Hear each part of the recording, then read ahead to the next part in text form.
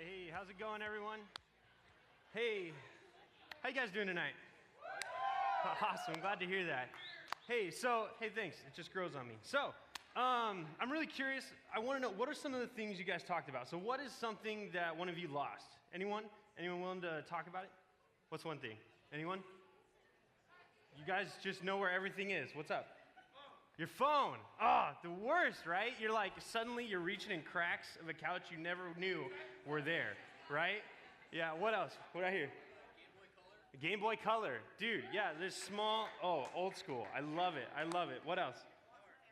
Hamster. You lost a living animal. Did you ever find it? Okay, it wasn't like buried in the dirt, was it? No. Okay, so you found it before it died. Okay, that's good. Awesome. Hey, well, that kind of talks into what we're going to be talking about tonight. I'm going to be reading the story about, a guy that was lost, and even before that, some things that were lost. But if you couldn't tell from the questions, tonight we're going to be tackling this topic called anger. Yep, I know you're all super excited to talk about this. I know I am. So we're going to be going through just this season of, what does it mean to be angry? What do people do in the Bible when they're angry? How do we handle anger? And what does that look like? Yeah, so we're in the middle of this season we're in this series called Unbalanced. If you're new with us, we're going through these different emotions and feelings. And so I'm going over anger tonight. And like Charles said, Olivia's going to be going over hope next week. So hopefully she can bring you guys back from, this anger thing. But really quick, before we go into this, I just want to open us up in prayer just to be over this night and to be over with you guys and God with me and this stuff. Cool? So God, we thank you for this night. We thank you for this amazing place that we're in, this room, and the people that are here, the leaders that are here to lead, and just the community that you've built here, Father God. I pray that you speak through me tonight. Lord, that you give me words that I need to speak to this community, and Lord, things that I need to know and I need to learn as well. God, be with us in this time and in this night, Lord. In your name, amen. Awesome. So if you guys have your Bibles tonight, we're going to be in Luke 15. If not, you can pull out your phone, use the Bible app, or wherever you go to read the Word. I'm going to be reading out of the ESV, so you know. And if you don't have either of those, or you're just like, I don't want to pull out my phone, totally don't blame you. We're going to have the scripture up on the screen for you guys. So in this story, this is Jesus talking here. And he's talking to a whole plethora of people. He's talking to sinners, tax collectors, Pharisees, and scribes. So he's in the middle of this conversation, and it's really interesting. This guy named Luke went out, and he went to go capture these eyewitness stories of what Jesus' life was. And this is kind of one of the recordings of that. And so in Luke 15, we see, we have these three stories that follow each other. And the first one is the story of a lost sheep. So this guy, he's saying, if a man lost his sheep, he wouldn't just leave it out there. He'd go chase after it and find that sheep. I mean, I lose at least one sheep a week. That's my ratio. Anyone play Catan? Yeah. So I lose a sheep a week. And so, I know what that feels like. So, well, actually I don't. But I lose things and I go find them, right? And so he goes and finds this sheep. And when he finds it, he's excited. And he brings it back to the other 99 that he has. And is just thrilled and overcome with joy. The next story we see after that is this woman. And she has 10 silver coins and she loses one. And so what she does and what Jesus says is he's like, if this woman lost this coin, wouldn't she just tear apart the house? I mean, if you lost a $100 bill, let's say, would you not want to find that $100 bill? So he talks about that and talks about her story there. But the final story is interesting because it talks about a lost person. This lost person who left his family and went through struggles and came back, and this story weaves in and out that way. So we're going to start off in verse 11, if you're following with me. So verse 11 reads, "And he said," this being Jesus, "there was a man who had 2 sons, and the younger of them said to his father, 'Father, give me the share of property that is coming to me.' And he divided his property between them."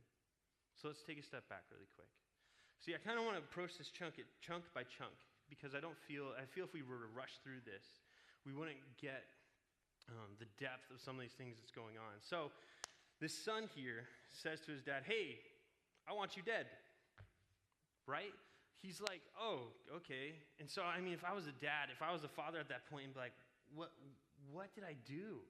I'm like probably going through all these emotions of sadness and just really distraught of being like, man, why would my son want me dead just so he could have my money? I'd probably even be mad at myself, being like, wow, as a parent, what did I do to make my son want to hate me so much that he wanted me dead? So it's easy for me to see like the anger of the father here and the anger that he has even within himself.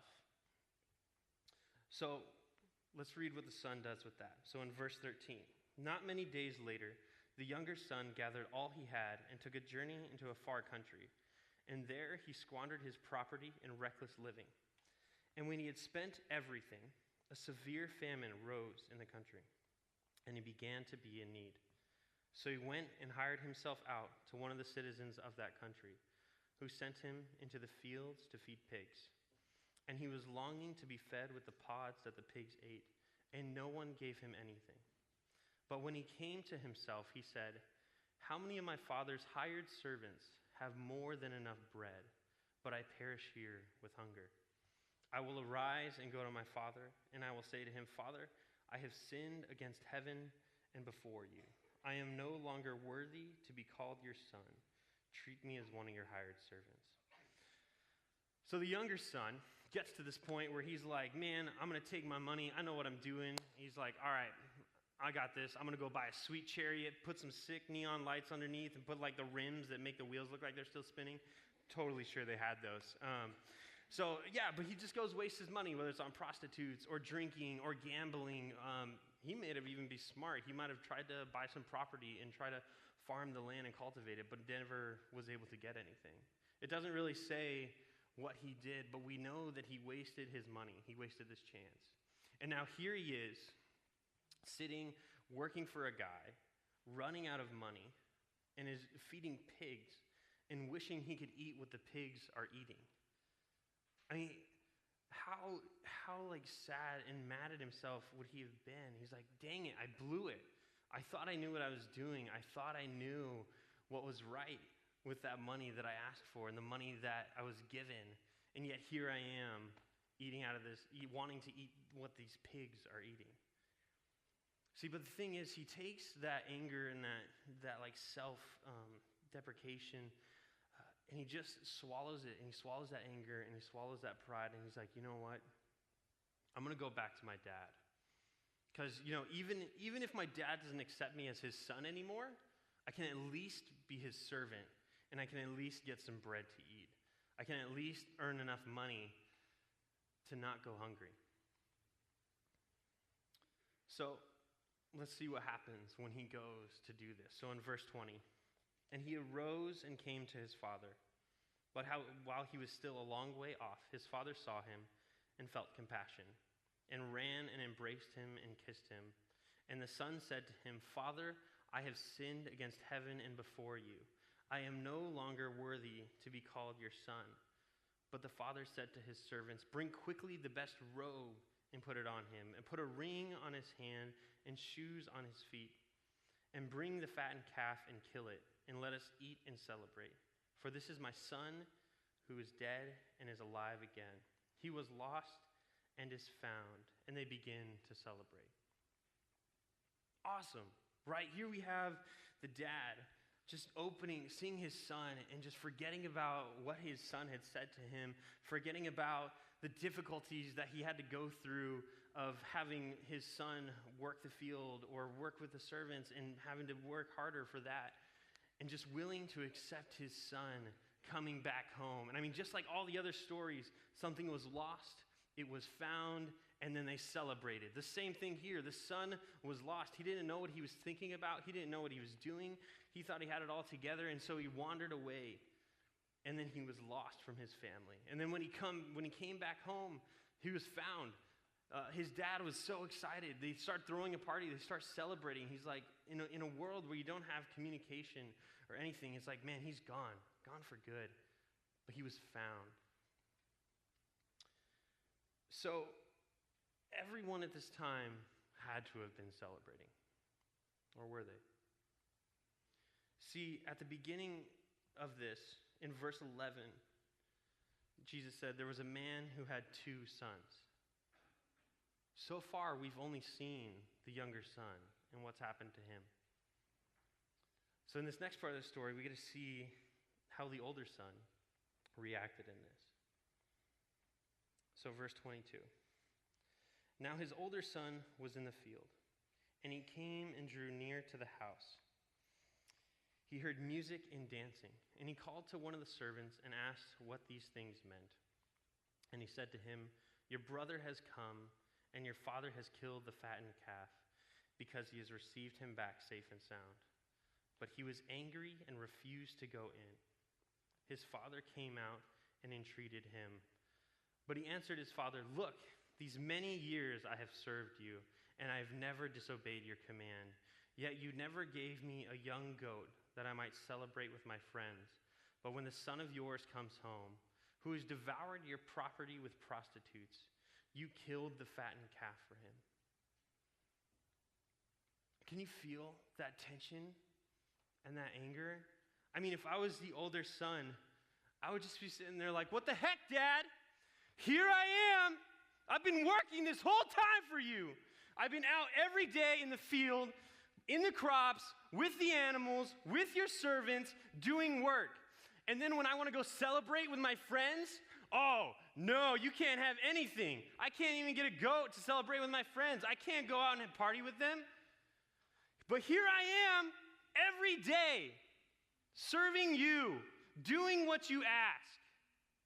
But when your son comes home, who left with half of my inheritance, with half of the family inheritance, who left just because he thought he knew what he was doing and what was going on, you kill a calf for him when he comes home? We're in the middle of a famine. We can't afford that."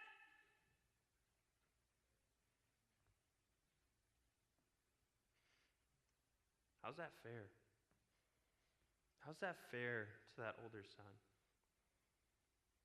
He was out there every day working hard, doing what he thought was right, in a place that he thought was the right spot.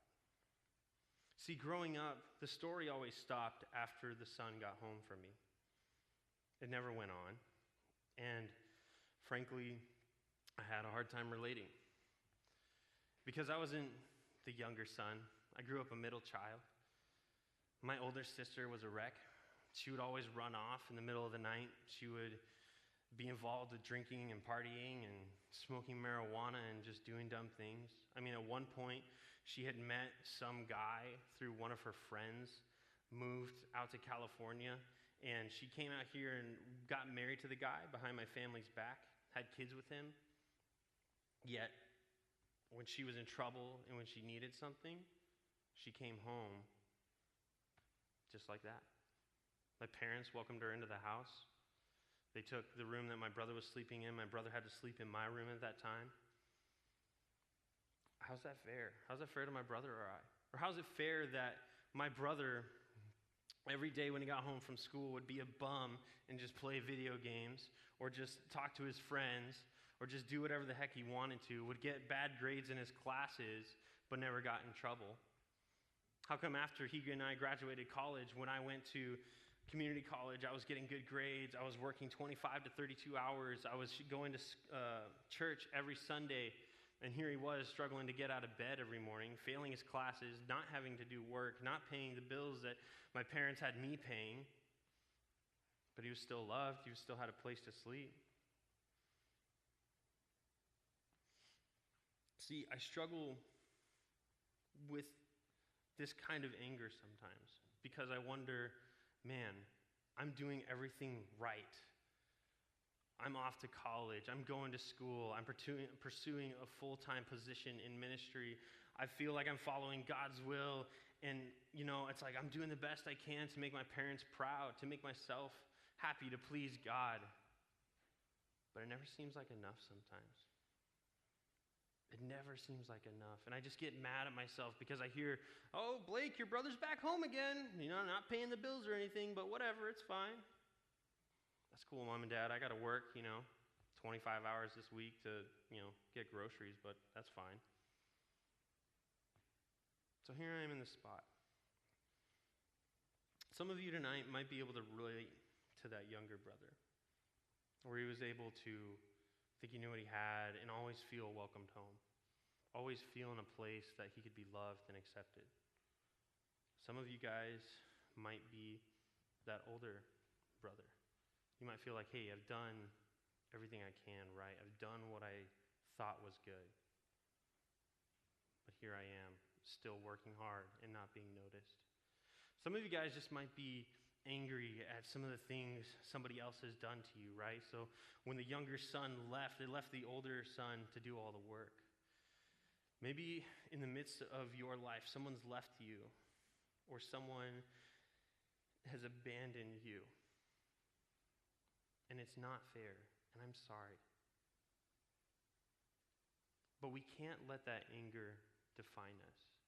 We can't let this anger that wells up inside of us every time we think about our family or every time we think about those people that hurt us define us. We have to remember that we have a God that loves us, a God that's willing to accept us no matter where we are, no matter what we're doing, no matter what we think is right, no matter whatever we think the other person is doing wrong and they don't deserve. It's not our choice. It's up to God. I want you guys to close your eyes really quick. The band's going to make their way up here, and they're going to start singing a song for you guys soon. On your table, there's some small note cards, some small neon note cards. While the band is playing this song, I want you guys to reflect. Just take some time, breathe, think deeply.